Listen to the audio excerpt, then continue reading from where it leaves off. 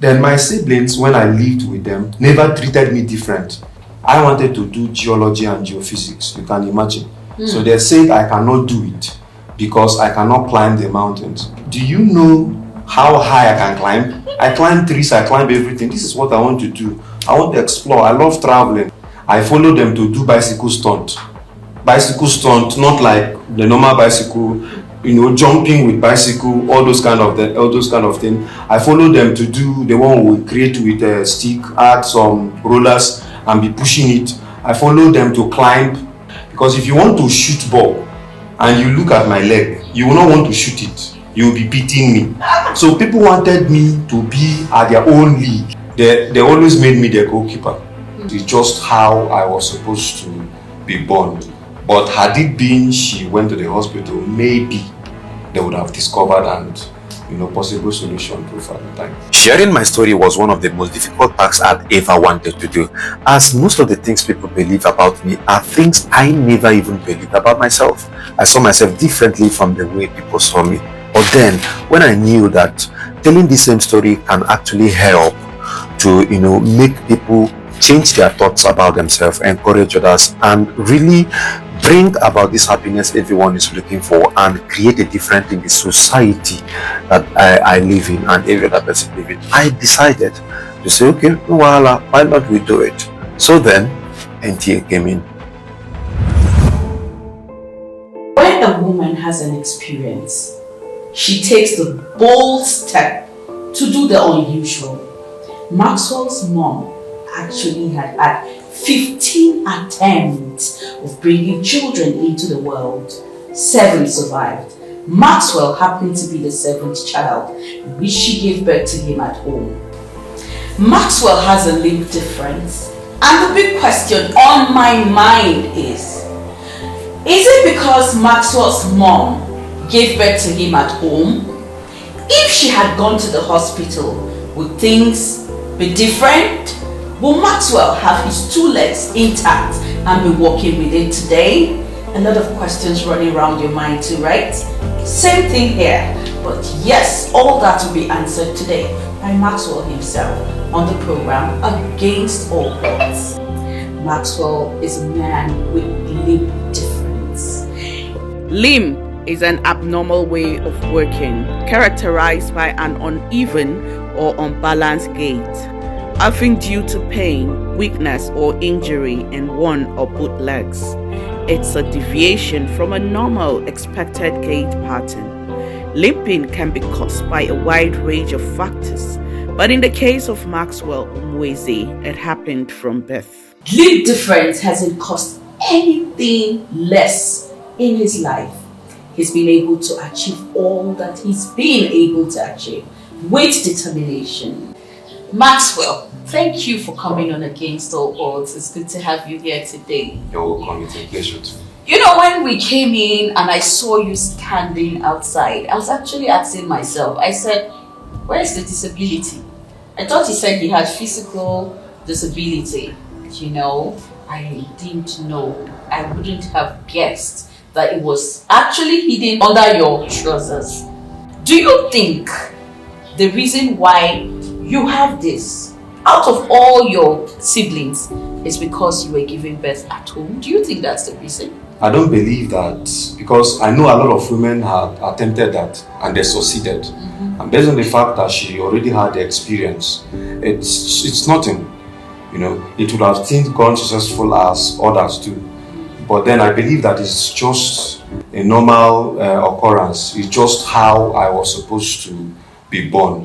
But had it been she went to the hospital, maybe they would have discovered and possible solution proof at the time. True. Life was amazing within the confine of his lovely family. Little did Maxwell know that the world had 2 faces, one of love and acceptance, and the other with discrimination and rejection. My childhood was such a special one because I lived in an environment of people. I was the only one different. But then here is the twist. Instead of having to live with the trauma of having disability, everyone, I don't know how it happened, but everyone, even in my immediate family, treated me as a special child.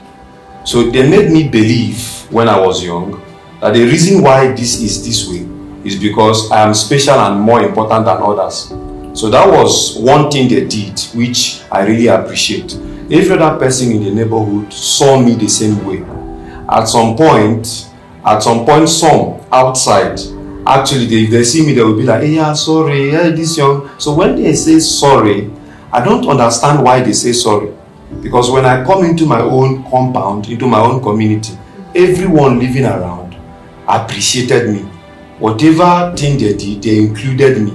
I started playing football, doing other little games at a very young age. And because the leg was special enough to catch ball, they always made me their goalkeeper. And people always wanted me to be on their own team. Because if you want to shoot ball and you look at my leg, you will not want to shoot it. You will be beating me. So people wanted me to be at their own league so that I would be a power holding the ball from coming in. And I also had a way of grabbing the ball. So things like that. People wanted to roll with me because whenever we go, if we walk outside, as long as we are walking together, people, all eyes will be on us. So they created this kind of, if it is now, they will call me a celebrity. But then, so I worked with a lot of children. They loved to follow me because of the future. So everybody wanted to work with me. And that was the kind of treatment they gave to me that made me, even if you say, oh, this guy has a disability, I don't believe, I fight it.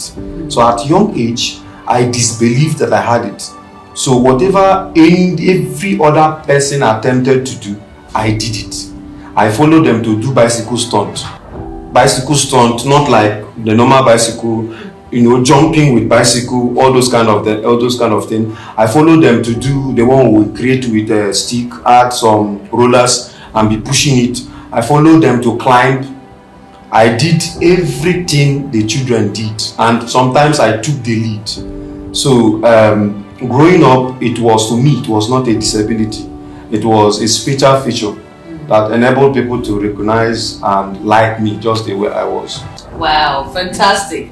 Your childhood must have been very interesting. Very. And that was because there was acceptance and there was no discrimination. Yes, that is Now, true. fast forward back to today, the world, we find out there's so much discrimination for persons with disabilities.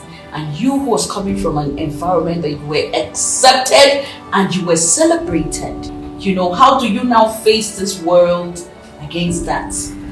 Yes, it was a bit difficult when I got admission into the university, because that was when I really understood that I had disability. That was when I started seeing people, treat me as a person with disability. And then that was when I felt the trauma, because everyone was normal. Me, I was always referred to as person with disability. I started fighting it even when I was doing registration, when they added disability on my report. It was a very big problem between me and the school I wanted to enter, Ebonyi State University. So they don't have rights to add disability there. I wanted to do geology and geophysics, you can imagine. So they said I cannot do it because I cannot climb the mountains. I was like, do you know how high I can climb? I climb trees, I climb everything. This is what I want to do. I want to explore. I love traveling. I love going to the places where people will not imagine I will go. So why deny me the course? They said physically you cannot do this course. So I